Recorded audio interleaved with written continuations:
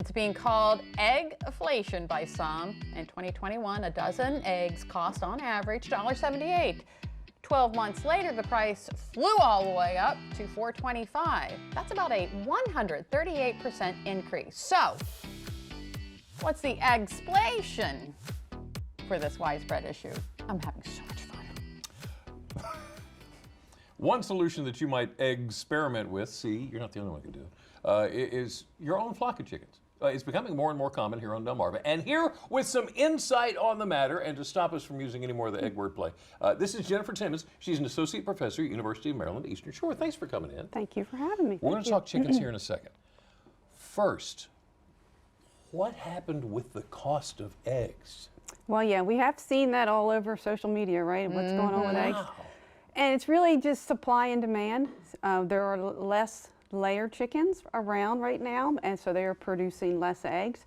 So we've all probably heard on the news about the avian influenza. So there have been a lot of layer flocks that have been impacted by the avian influenza. So and it takes time to build up those flocks again because, of course, a baby chick can't lay an egg. So once you don't have those layer chickens, you have to start raising more birds, and it takes probably 5 or 6 months before they'll start laying. So there's just a lag period. So it's just supply and demand right now. So do you think that's why we're seeing more backyard chickens? I think we see a lot. I think that really started with when COVID, when a lot of people had extra time and were thinking about what are they going to do with extra time, and that started. So backyard flocks have been popular, but I think the popularity kind of increased during COVID.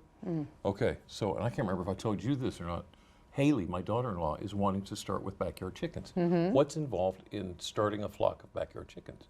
Well, there's just plan ahead, just like with any pet, I suppose.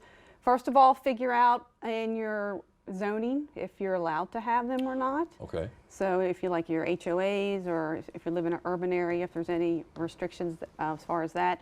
If you're not in an urban area, maybe check with your county as far as what you're allowed to have.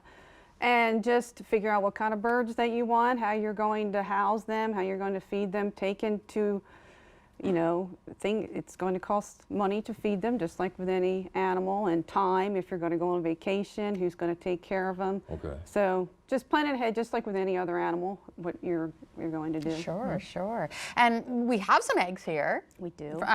Different color eggs. We have green, we have brown, we have white. What's the difference?